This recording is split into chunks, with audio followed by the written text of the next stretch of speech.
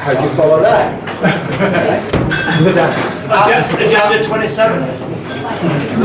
What, 27? 27. I don't know, what people want. Absolutely fantastic. I mean, guys come along here to try and gel everybody back together again. There's been, on the internet, we've noticed there's been a bit of fractures between people. Everybody's individuality isn't important. It's what you're doing. As Guy said, there's people out there, very, very frightened people. And these people are going, we've come for your property, we've come for your house. So what your personal problems are with anybody else or whatever, forget them. The feeling of actually saving someone's home, someone's property, Guy went on about a shield, all you lot are the shield. When you turn up to help people, you did it for me, you did it for my wife Sue, you gave us the confidence. I'm not standing here today for Sue and I. I'm standing here for the next little old lady down the road, the family that will end up sitting on the curb. And it's you people that can stop it. And as Guy says, forget your differences. But to go from here, I actually... Well, I mean, can I just say this, right? Okay, also, I mean, I've seen videos which I find hysterical, like what went on in Oldham, okay? The guy with the pizza, awesome dude, you know, and that's awesome stuff, right? But not saying, hey look, we don't want to take it to a violent place, but then they're actually very powerful because it shows them where it fucking will go if you don't get it right, yeah? We're standing there flag waving, a million of us down in Trafalgar Square, nothing happens, right? Exactly. Then, hang on, now people have worked out that their documents ain't correct. If you're doing something legitimate, mate, give me a document. Yes. Otherwise, you're operating in a private capacity, and I'll be round your house, and I'll be taking your property. End of. Exactly. Because if they're not operating inside the boundaries afforded them by the legislation attached to their acting capacity, they're operating in a private, personal capacity, and we go around their house. We issue documentation, we mirror, you know, instead of reflect, we mirror what they do.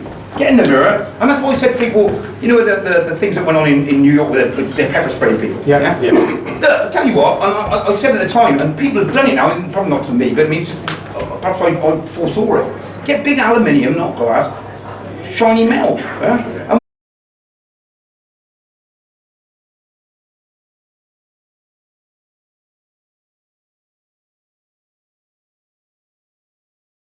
Them and said, oh, we can't come along now. So we're stopping them in the court. We need to stop them before getting to vulnerable people's doorsteps. And that's the thing. And I'm going to leave the last little bit up to Guy, because he's the man. Tom, can we get this set up online like this, a little 3-stage process? Yeah, we can. What I'm going to do, I'm going to do a little video explaining this process that Mr. Ebert's given to all of us. We've been talking about starting a website. So, get out the debt free is, he pays me to say that, by the way. It's absolutely brilliant. But we just focus on this eviction bit, which is, I mean, I put up on Facebook, that young woman, she's 39, she committed suicide. Yes. I read about that. Yeah, there's more and more. Yeah, there was a gentleman who committed suicide because he owed £3,000 in electricity. Yeah. To his life. Wow. They are not to get away with this any longer, taking people's life. It's all over the place. There's people committing suicide, that's what they're doing to us. And we've got to stop them, because it's not me, it's not Guy, it's not Sue, it's not Linda. It's the people out there that don't know they're vulnerable. Evictions should be outlawed. They should. Anyway, debt should be outlawed. Yeah. Period. Yeah. But the thing is, The only thing between the bailiffs and these people is us. Yeah. And as I said, we got to gel together. Whatever if you got a problem with someone else, well, tough. It's those people that need the help that you should focus on. So, anyway, I'm going to pass over to Guy, and can't pass over to a better person.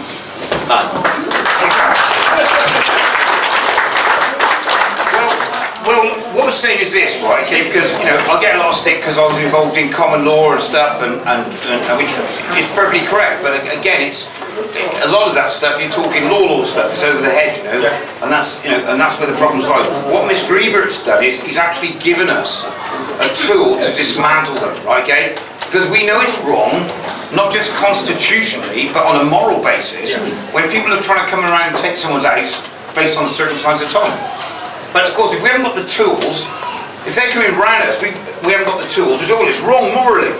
Yeah? It's wrong constitutionally, right? But it's not wrong inside their remit, inside the statutory mechanism, okay? Because they think they can do anything they want, right? So the fact that we've been given the tools to dismantle their apparatus is exactly what we always needed, I always knew this was wrong, and then when I met Mr. Ebert, I met someone who actually could prove to me that it was wrong. Improve it, yeah? So by taking apart their system with their own rules and regulations, we're able to expose to the general public where we're coming from. We're not just saying, oh yeah, well, he should have paid his mortgage. And all that. Well, hang on, yeah, well, they should have had the correct paperwork. Thank you. Well, so we've got them by the balls, as it were, yeah? And Mr. Ebert's documents are so simple, I mean, that's what it is really, one page, notice and demand, and implied admission, absent a response. All of you, any documents you do, right, okay, always put that on the bottom. Implied admission, absent a response. Because what that means is, you see, in civil law, you've got a thing called the ancient doctrine of acquiesced estoppel. So that's why if you've got a £70 bill for not paying your car parking ticket, and if you don't pay it within 2 weeks, it goes up to 140. The reason they can say it's 140 is because it's the ancient doctrine of acquiesced estoppel. They've said if you don't pay it within 2 weeks, it becomes double the amount. And you've consented to that by that. Okay? So when we respond to them, it's implied admission absent a response and compliance. Okay? Because they're our servants, we want them to comply with us. Correct. So it's implied admission absent a response. So what I'm saying to you is this.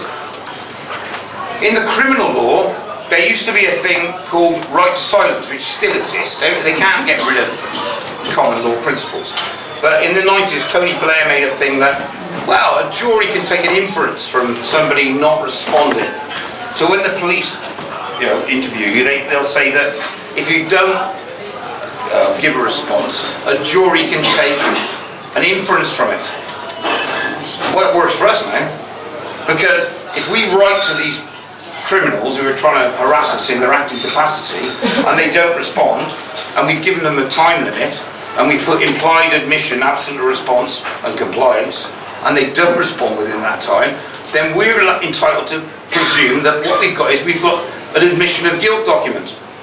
I gave Solon a document, 14 days, he was a person of reasonable standards, he would have responded within that time, he didn't, yeah? And that's your first enclosure. Your second enclosure is where you say to them, they can resolve the problem, yeah, okay? So they can say, look, you've not resolved it, we'll give you another one, so which is called, I've forgotten off the top of my head. But remedy to it, so you're giving them another chance of it, and then ultimately if they don't respond to that, I'll think of the word in a second, then you're away. So it's very, very simple. So holding them by their own rules, not getting all the equity and all the, look, at the end of the day, myself and Michael Doherty said to me, it's the Easter egg hunt. Everybody thinks if we find a certain key, if only I'd said that to the judge, bollocks. They make it up as they go along, as Veronica says. Right, okay? Bollocks. Equity. Well, bollocks. Doesn't exist anymore.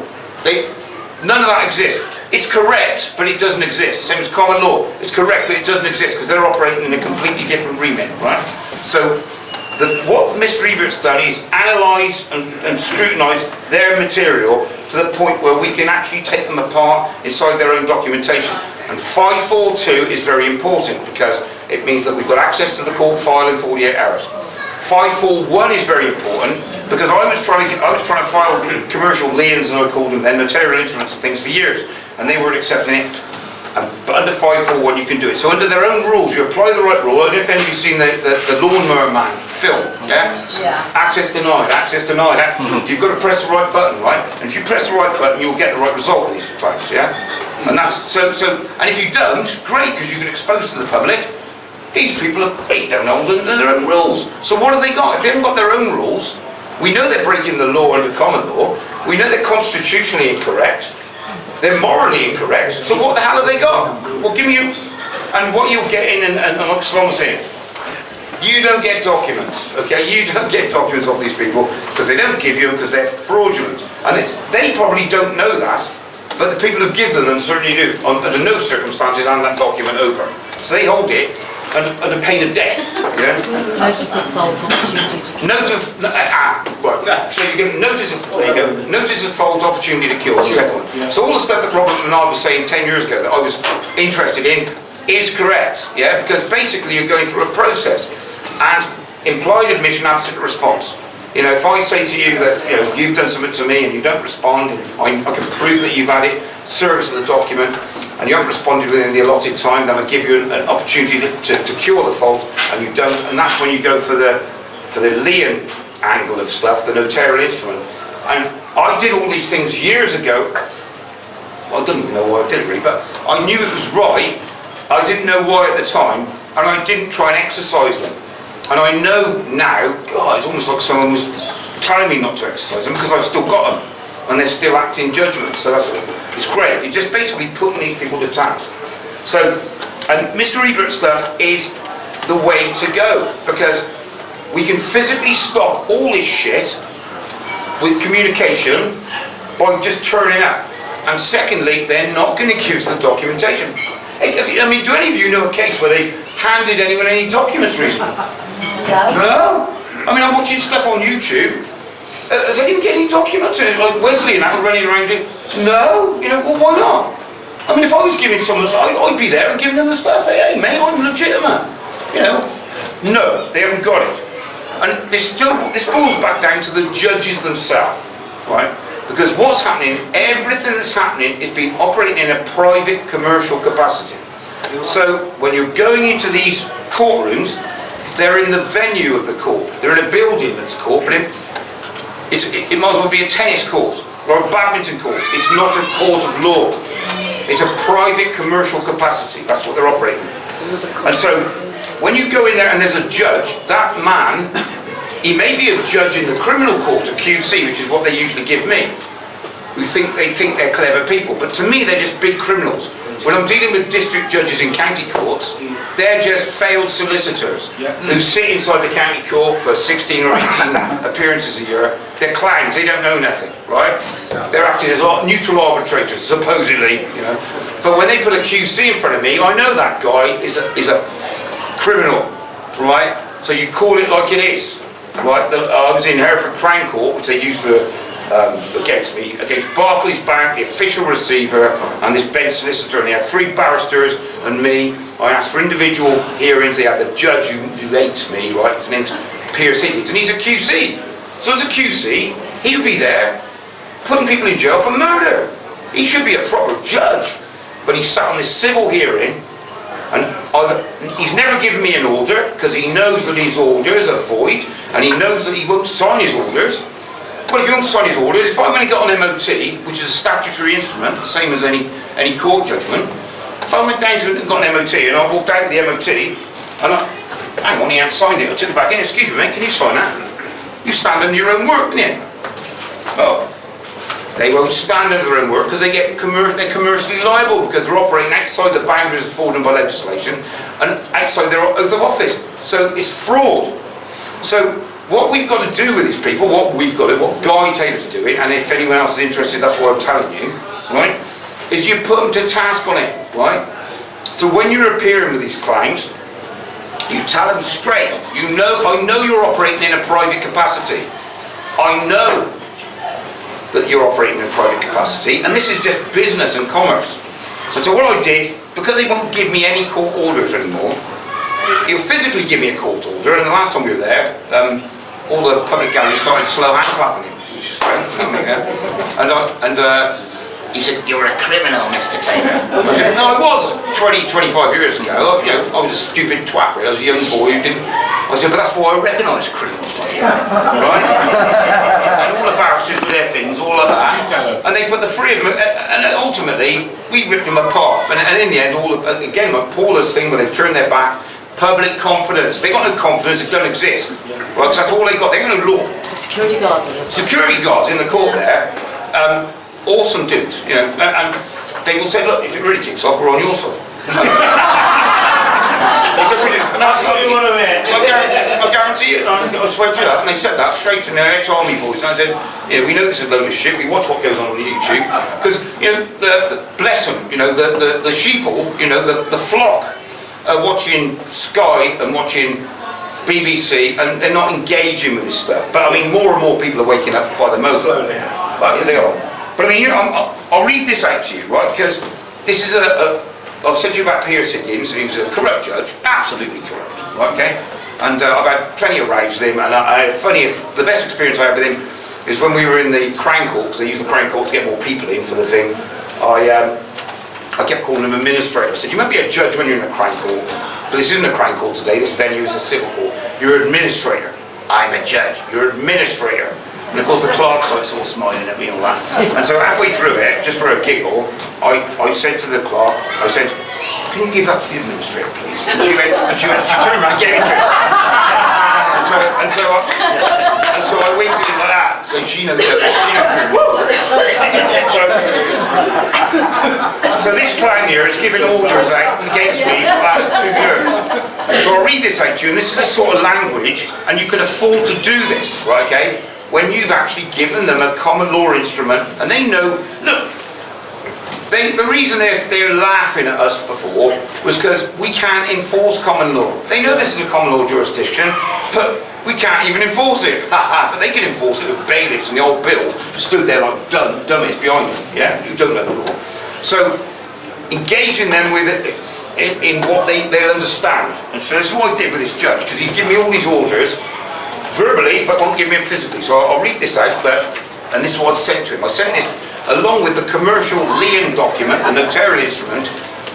Well, Barker's owed me £100 million, and I said that he owes me £1 million for engaging in a private commerce with me. So, but this is the way. Don't be frightened of these people. I'm not telling you all to write to the judges telling you to hang right. But what I'm saying to you is, don't be frightened, because if they're not operating in their acting capacity, they're operating in a personal, private capacity, and they're not themselves. Again, and I've said earlier, a policeman, right, is a policeman. You will never see a case where a policeman has stolen something.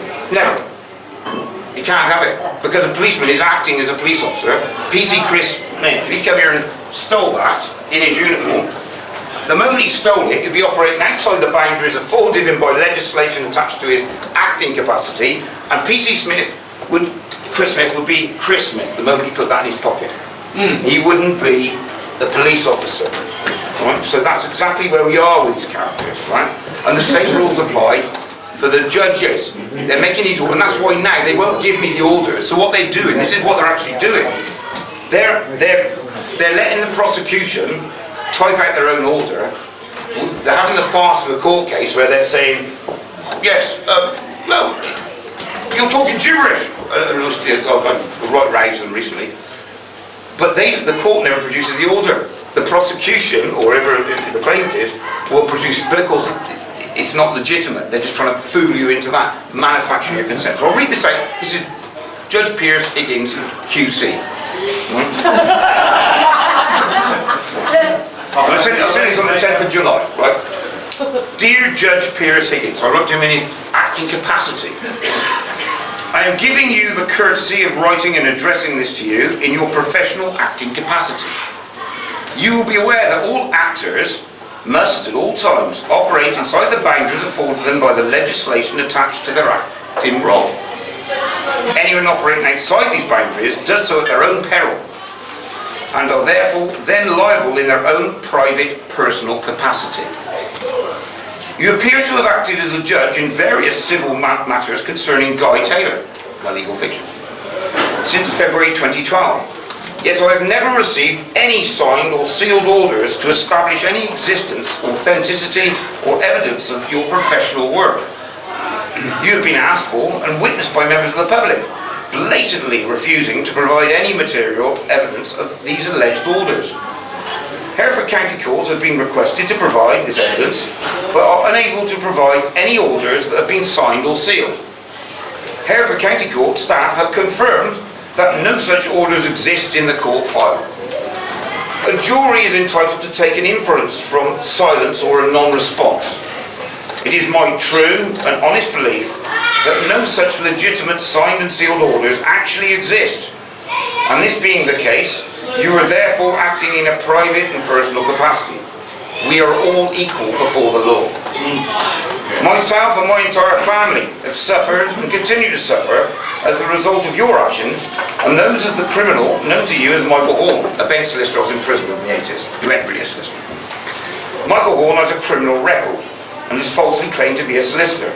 You're fully aware that he has a criminal record, and as an officer of the court you are aware of the SRA's standard requirements to be enrolled as a solicitor and that these could never be met by Horn. Your actions have therefore facilitated Horn to continue to commit crimes against myself and my family. I now offer you the opportunity to provide me with evidence of authentic court orders made by yourself while in your professional acting capacity as a judge. Also, all applications, claims, statements of truth, affidavits to accompany any legitimate orders and proof of fee paid. If I do not receive evidence of your professional work in the form of authentic, signed and sealed court orders, I will have a right to take an inference that they don't exist. If you are unable to support these actions in your professional acting role, then you will be held liable in your private stroke personal capacity and as addressed as such in all future actions. Implied admission absent a response and compliance. So he responded to that, and get this. Well, this is off the County Court Manager.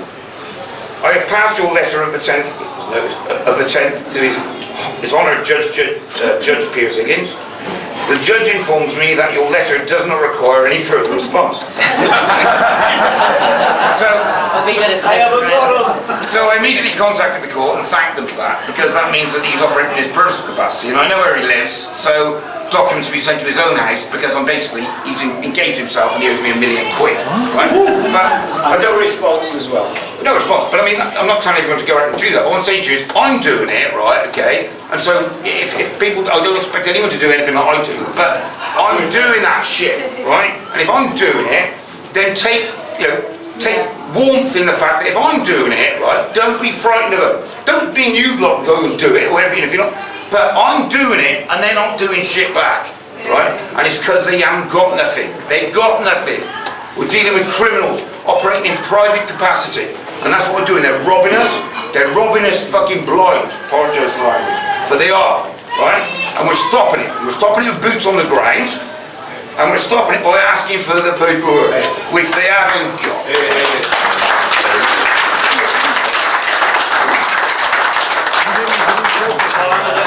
So, onwards and upwards and a Jaffa cake for the general. Mr. Jaffa cake.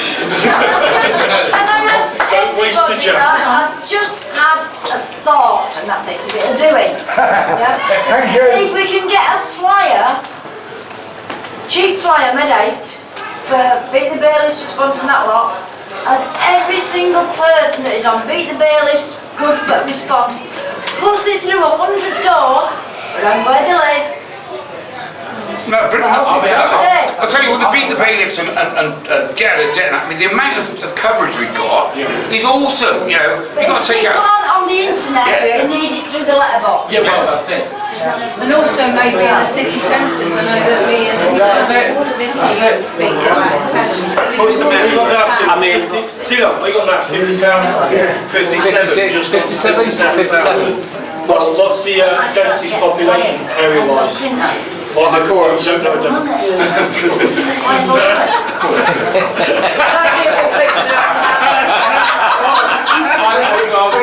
That's the first time one of your jokes has ever laughed at someone else. You're proud of that one, Lee. Proud of that one. I thought they were all good. You can keep that one. if you take 57,000 from get out of debt, 2,500, 2,000, all these 10,000 in Meet the Bailey. yeah, 10,000. Hey, listen, right, okay, That's a lot of people. You know, in the last 7 days, right, I mean, Brian Gerrish and Roger Hayes, you know, they've had a bit of a fallout, but we all still work together, right? At the end of the day, we're all on the same mission here, right? And Roger wanted to come here today, you know, but I mean, ultimately, we put everything aside, let's just get on with the job in hand, right? And let's not listen to gurus and all those Wind up.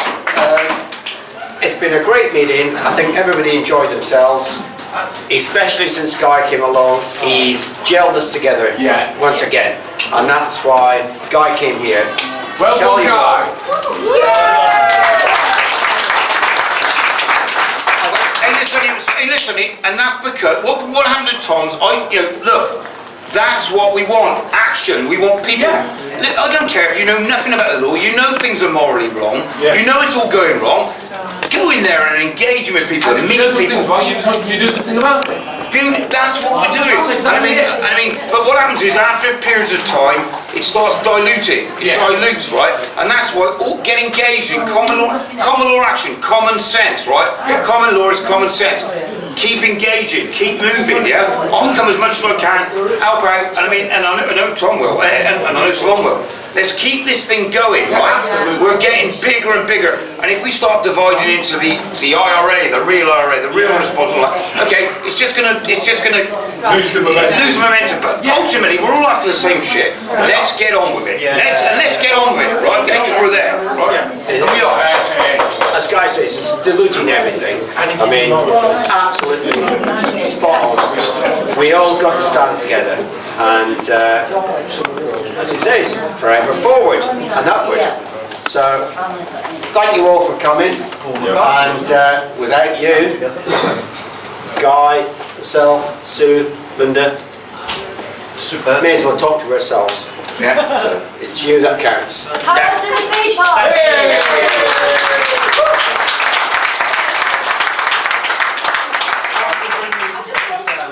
Just tell everybody it's Melanie Shaw's trial on October the 28th, which is a Tuesday. So Whereabouts? Nottingham Minor. Crown. Is it going to be a proper trial? No, probably not. There is never. Hang on a second. She's up Myself and Mark, we were actually in Crown Court Oh yesterday. yeah, I saw you there, yeah. There's actually going to be a bail hearing this week. Wednesday. Oh, Wednesday. Yes. Right. Only sure that something that the prosecution don't know. There's a case similarity in my case. You which can- we cleared up, so let's leave it there. Mark, you'll get that out of here. Okay. Cheers. I'm only sure. She's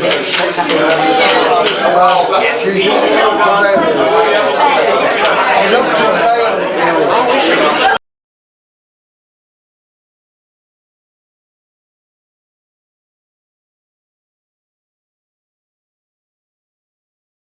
Because what they're doing is they're showing you that they're in an acting capacity, and that's what they've got. And this is what. And again, lawyers, if you've got problems with lawyers, every lawyer, if you want to operate on the seas of commerce in a professional acting capacity, you have to have professional indemnity, right?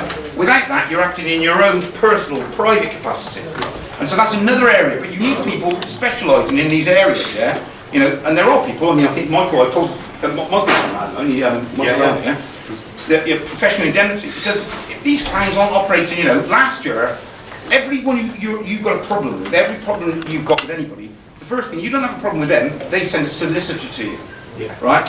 Well, the solicitor has to operate, so he's the first line of attack. So the first thing you do is, you say, right, there might be circumstances that give rise to a claim, right? And that's all you need in insurance. There are circumstances that may or may not give rise to a claim. Here is a document that you owe me £2 million if there's any fraud. He is obligated then to go to his insurance company and say, look, there may be circumstances that give rise to a claim further down the road. I don't believe there are. But he's obligated to tell his insurers. And of course, they don't tell their insurers. Now, October the 31st last year, all solicitors in this country used to have a thing called the assigned risks pool, which meant they paid their insurance, but they chucked an extra couple of bob in case someone come out of the woodwork and bit them on the ass. Right? But October the 31st last year, that got removed from them. So most of these clowns ain't even got insurance to operate in their acting capacity. And if you under about their indemnity insurance? well, their indemnity, because most of them haven't got it. Because imagine if you had 4 accidents in Tesco, someone just it was a bad month, someone rear-ended you 4 times in Tesco's in the car park, right? It wasn't your fault, but you have to inform your insurers, and your insurance is going through the roof because they say you're a magnet for accidents. Yeah, they're not insured with a lot of these characters. So what you do is now, under Rule 18 of the SRA indemnity rules, they have got 21 days if you've got circumstances that give rise to a claim to provide you their professional indemnity details. If they don't provide you those details within the 21 days, then that means they're liable for an offence, right? Okay, under civil practice, because they've got to do it. So the whole point is, when someone else is attacking you, the first line of attack is the artillery from the lawyers, as it were. Attack them, know what their game is. And the professional indemnity document, I've done one last year, I've put it out everywhere for people who are interested because it's quite complicated. And we can't know all this shit. Unfortunately, I've had to torture Linda by going through the shit for years, and my experience, I don't know everything, I just know what I've experienced. But if somebody takes that bull by the horns and investigates, like what they're doing with bailiffs, right? Pick on a specific subject, be completely conversant and an expert in that subject is very, very easy. Go into actual actions and seeing the way they behave, knowing that they're not actually lawful. Same with the court with me. I know the judge isn't on his own. He knows I'm not. I know he's not on his own. That's my actual game. All the rest of it is my game. But we've got real powerful tools, and and we all know something's going wrong, and that's why we're here. But we need to keep the glue together. And we've got good cities in this country. We've got other places that are empty of void. Yeah. Liverpool, brilliant. You've got Neil Heffing out there, wicked. Okay? Manchester, right, wicked. Right, okay? Coventry, some odd sorts, but they're all together. Wicked. Right? Stoke, wicked. Nottingham, wicked. We've got some wicked places, right? Okay, and it's all diverse, but wicked, and we all work together. And then we've got a network now that I couldn't have even dreamed of 5-6 years ago. We must keep it going. Okay, and we must. And support each other, and people who are really activating these things, like the Godfather, Tom's he was, he's the oldest one anyway. No, he's the Godfather. Because his common sense comes through on things. Tom's common sense. When I saw the video of Tom, after he'd been at my place, I realised that common sense coming from a working man was going to reap rewards for everybody, yeah? And where's his activism, right? Okay, Salon's activism. It'll come to my eviction on the 21st. Yeah, well, this is it. We can stop it. We can stop it. We will stop it. We're going to set aside already. Look, let me just say to you, right? Back last year in Belfast, I was helping a businessman over there, a very good businessman, but Salon knows about that.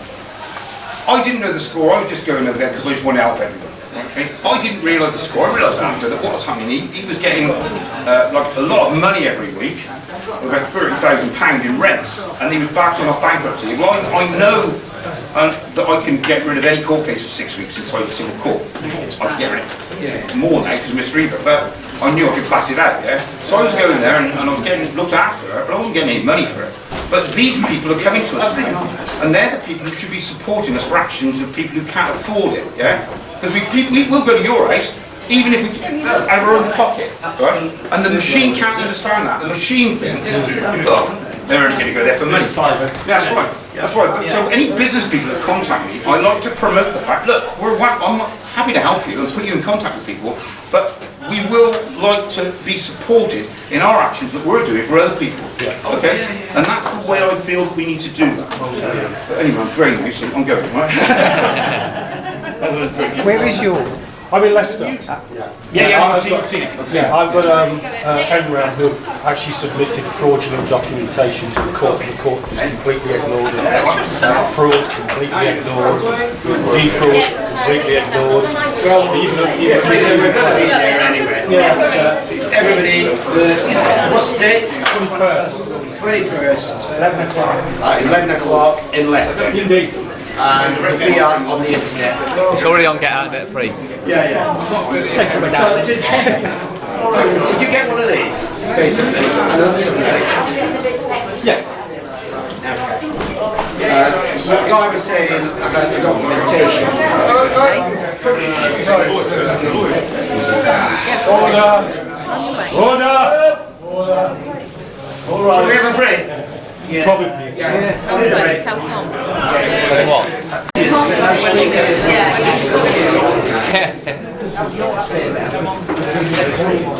Where's that? Huh? No, he's gone.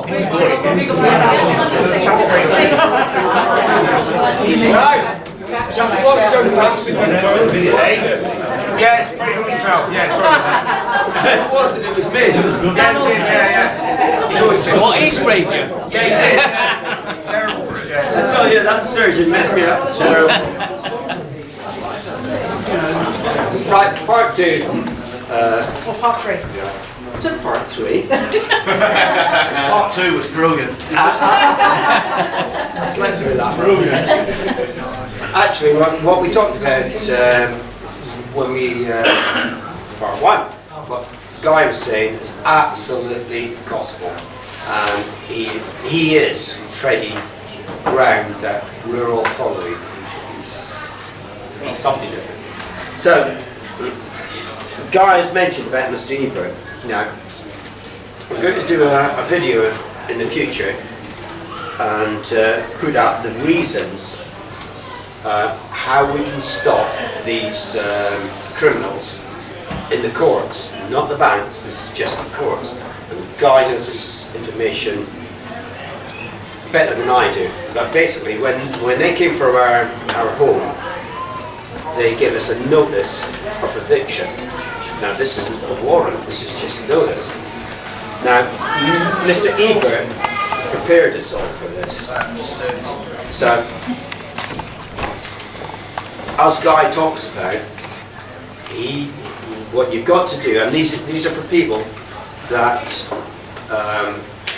maybe have been evicted or are under the threat of eviction under the CPR rule 5.4.2. It sounds like I know what I'm talking about.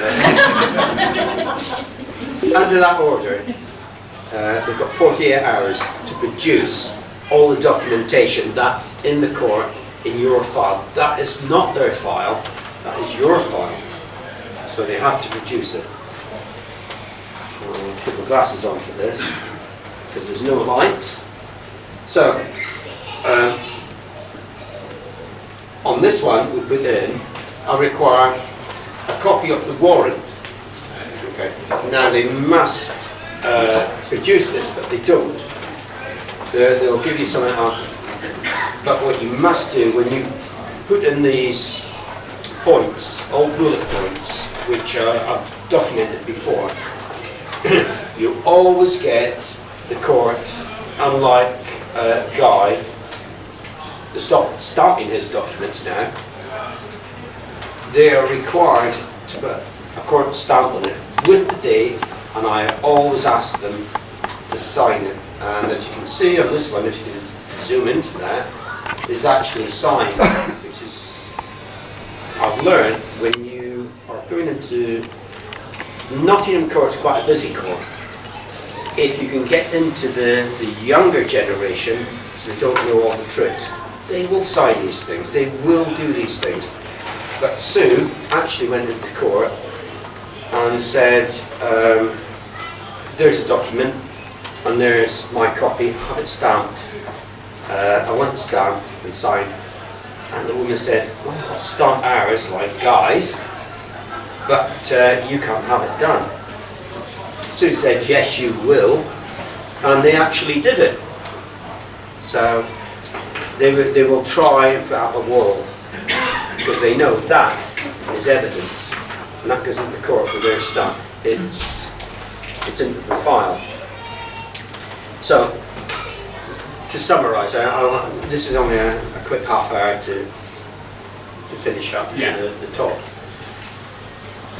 When you put all these documentations in, as I said, I'll do a video on each point. So you go in, you ask under that CPR rules for all your documentation. Go in, they will give you the file, and you can photograph it. But if you want copies, they will give you copies, charge you £10, and I think it's about 10 copies they will give you. Take everything you can from that court that you've never seen before and you don't have in your personal possessions. Everything you put in from the documents that we're going to ask to be produced, always have it stamped and signed. I think it's about 5 different documents that we've been putting in the court that have done this way.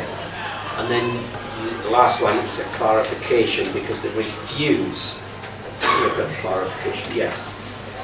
This is the clarification. Paula Campbell used this. So it's part 11 of the CPR. You're disputing the jurisdiction of the court. Part 18 of CPR, further clarification. Part 55 of the CPR, possession claim, and then you come under common law. So each one of those you put in the court, and they are required to clarify that before they come and try and steal your home. It's a process that they are very, very scared of. They're aware of it now because Guy, Paula, myself, several other people have been doing it. That's why they're stopping people going into court and getting their documents stamped. In fact, Paula isn't allowed into the court now. They've stopped her, which is totally illegal. Unlawful, not only illegal. So we're having a thing. Is that unlawful in itself? Of course it is. Yeah.